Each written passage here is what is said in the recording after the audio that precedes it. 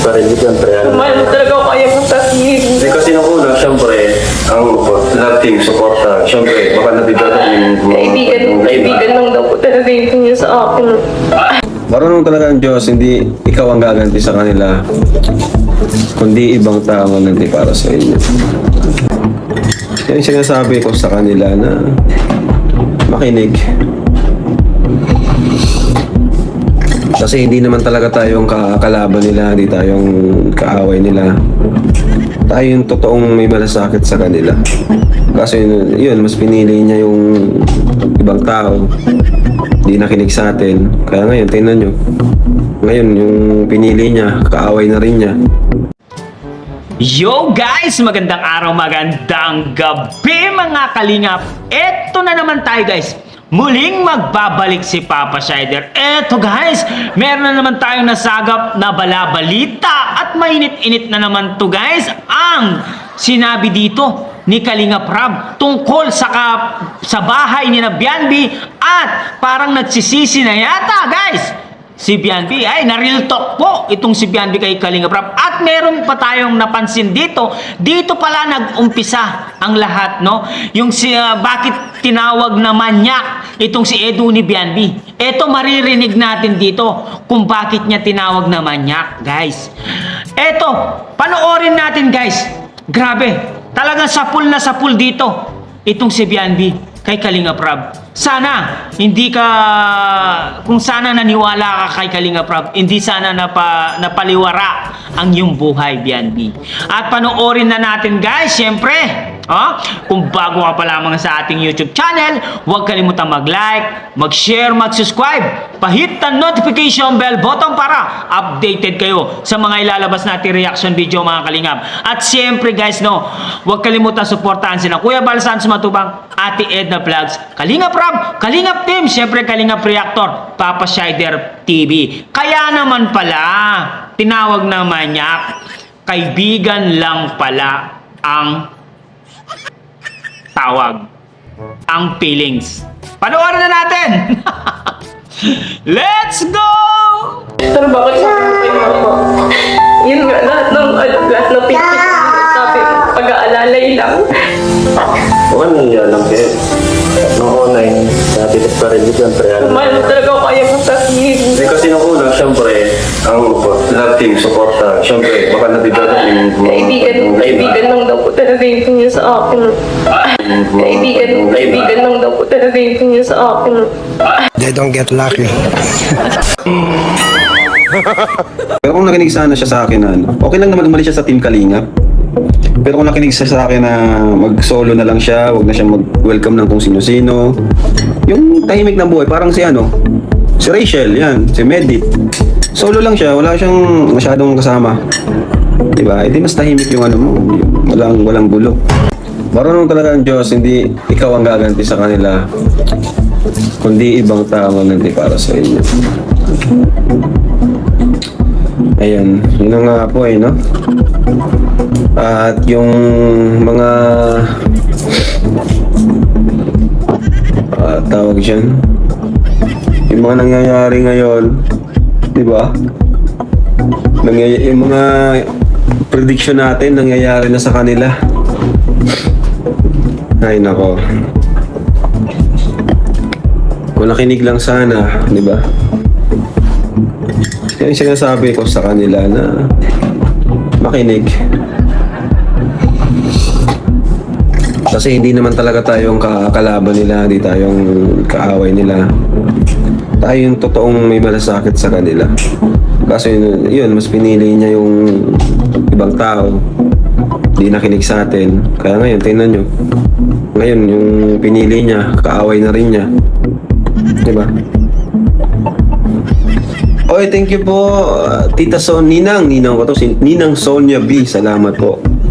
As chatted vlog, sana marami ka pa ma-inspire. Thank you po, Ninang Sonia B. Mas gagalingan pa po namin, no? Thank you po. Papa Ver, shoutout, andyan ka ba? Ngayon, sila na po nag-aaway-aaway, di ba?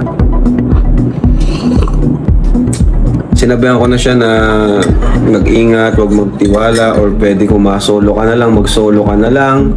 Huwag ka nang sumama kung kani-kanino. Si Kapeso nagsama pa ng alalay. Kaya mo yun, bro. Basta tayo, tahimik lang tayong gumagalaw. Ayan, siya daw to.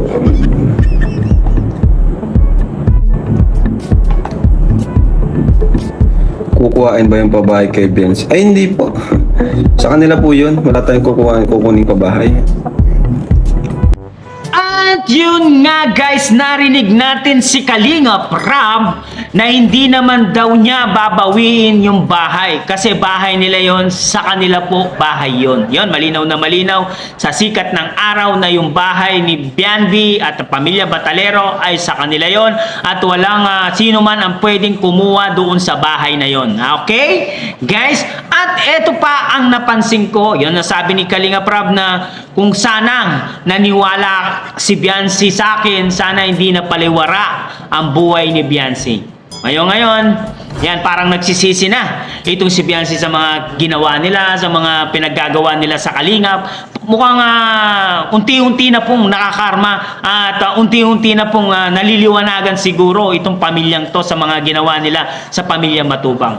'Di ba? Sabi niya, naniwala ka sa sa ibang mga tao, 'di ba? Kung nagsolo ka na lang sana, di sana maayos yung buhay mo ngayon katulad kay Richelle, 'di ba? Oh, ano nangyari ngayon? Pati yung kinabukasan mo nasira dahil sa mga anti-garapata na nakapaligid sa iyo, 'di ba? Oh, 'yan ang napapala ng mga matitigas ang ulo, lalong-lalo na Bianbi, matigas yung ulo mo kasi nakapaligid sa iyo mga anti-garapata yan. Alam niyo ba yung garapata, ha? Sumisipsip ng dugo yan. Pag dumikit sa aso, halimbawa aso to, sisipsipin yung dugo ng aso. Oh, kaya nga delikado ang mga garapata na yan. Tulad ni Pisot, yan garapata yan. Ha?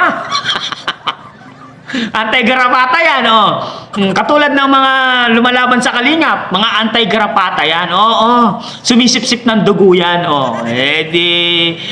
sana, ayos na sana yung buhay mo, napakaganda sana ng iyong karera, di ba? Yun, superstar ka na, bigla ka na wala sa pagiging superstar. Ngayon, super iyak ka na lang, Kaya pala, guys, ito pala ang dahilan kung bakit tinawag mo ng manyak itong si Edu, di ba? Yan, narinig natin. Sinabi mo dito na umiiyak-iyak ka kasi si Edu ay kaibigan lamang ang turing sa'yo. Yan, kaya pala nag-iiyak-iyak ka dito kasi gusto mo maging kayo ni Edu. Narinig ko dito. Kasi gusto niya, kaibigan lang kami. Narinig kita, umiyak ka. Hindi naman siguro AI yung iyak mo dito, ha? Totoo yan. Kaya pala, hindi mo matanggap na si Edu ay mapunta sa iba. Yan. At tinawag mong manyak doon sa Rapid Tulfo in Action. Napapala ng mga ganyan na tao.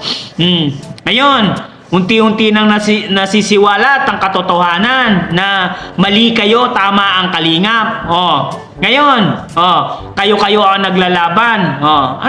Ang sakit-sakit nun. Kung kayo-kayo ang maglalaban, di ba? Kung nakinig lang sana kayo kay Kalinga Prab, kay Kuya Bal Sans Matubang, hindi nyo sana linabanan ng Kalingap, di sana maganda pa rin ang buhay nyo. Hindi kayo nakadikit sa mga sponsor na hindi mo alam kung itutuloy kayo hanggang sa dulo, kung susuporta sa inyo hanggang sa tumanda kayo. Hindi naman susuporta yan. Mawawala at mawawala din yan. Ang importante dyan, Bianbi, yung kinabukasan mo. Ngayon, masakit yung loob mo dahil meron ng bagong love team na Every. Sigurado, nasaktan ka dito. Masakit sa pakiramdam, Bianbi, na yung minamahal mo ay meron ng bagong love team. Ha? Masakit yun. Ang sakit-sakit sa puso at damdamin. talagang broken hearted ka lalo dito. Dati na broken hearted ka kay Edo, sinabi mo doon sa yung vlog, iyak-iyak ka, sabi niya kasi friends lang, kaibigan lang yung turing niya sa akin. Masakit sa damdamin yun, Bianbi. Tapos ngayon, meron pang love team na Edbri. Aba, grabe. Simula pa lang yan, ha? Siyempre, hindi pa masyadong magbo-boom yan. Simula pa lang yan. Pero masakit sa damdamin yan, Bian. Broken hearted ka na naman yan. Anong feel mo na nagiging nakakarma na kayo ng unti-unti? Ano kaya ang magiging feel nyo? Tama sinabi ni Kalinga Prab. Walang labis, walang kulang, ha? Kayo lang ang may kulang. Ha? Mga anti-garapata at mga pamilya Batalero. Kayo lang ang may kulang. Kung bakit kayo nagkaaganyan ngayon. Kung sanang nakinig kayo kay Kalinga Prab at yung payo ni Kalinga Prab ay sinundan mo, hindi ka sana magsisisi bandang uli. Ngayon, nagsisisi ka sigurado bandang uli kasi ang nanay mo at ang asawa ni Doc Lag magkaaway na. Bandang uli kayo ang magkakagulo dyan. Magsabong-sabong kayo. Yan ang napapala. Kapag yung sa taas ang gumalaw, ang taas ang umatol, yun talaga ang mangyayari. Ipapakita niya talaga kung sino ang tama at mali. Diba? Dahil nagkagulo-gulo kayo at nagkawatak-watak kayo mga tinggarapata, ibig sabihin, ang Kalingap ang tama dito. Ha? Maniwala kayo hindi? Ang Kalingap ang tama dito kasi nagwatak-watak kayo eh. Yung sa taas ang gumawa ng way para magwatak-watak kayong mga anti-garapata kayo. Di ba? Ano masasabi nyo guys? Guys, tama ba ang mga binitawan salita ni Kalinga Prab dito?